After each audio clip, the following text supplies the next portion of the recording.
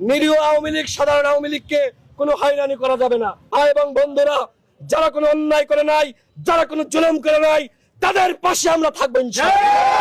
আওয়ামী লীগের সাথে যারা জুলুম করে নাই, অন্যায় করে নাই, অপরাধ করে নাই, তাদের সাথে আমরা কোনো জুলুম করব না। ফ্যাসিবাদ যারা দমন করেছে, নিপীড়ন করেছে, মানুষকে নির্যাতন করেছে, তারা জেলেতে রাজনীতি করতে পারবে না। স্পষ্ট কিন্তু আমার আওয়ামী লীগের ভাই বন্ধুদেরকে বলবো, যারা অন্যায় করেছে, নিপীড়ন করেছে, ওরা আপনাদেরই ক্ষতি করেছে। এই মস্তান সন্ত্রাসীদেরকে আপনারা দেখে পুলিশে সোপর্দ করুন। এই সমাজে শুধুমাত্র দলীয় রাজনীতি, সামাজিক রাজনীতির কারণে কেউ কাউকে হয়রানি করবেন না। নিরীহ আওয়ামী লীগ, সাধারণ আওয়ামী লীগকে কোনো হয়রানি করা যাবে না।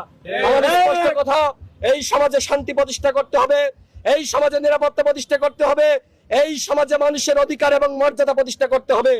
মানুষকে আর 500 টাকা দিয়ে মানুষের ভোট কেনা যাবে না। আমরা এমপি মন্ত্রী হতে চাই না, আমরা মানুষকে সচেতন করতে চাই। 24-এ গণ অভ্যুত্থান হয়েছে, প্রয়োজনে আরেকটি গণ অভ্যুত্থান হবে। তবুও ওই লুটপাটের রাজনীতি, আওয়ামী লীগের মাফিয়া তন্ত্রের রাজনীতি এই ঝিনাইদহ কেন, বাংলাদেশের কোথাও আমরা কায়েম হতে দিব না।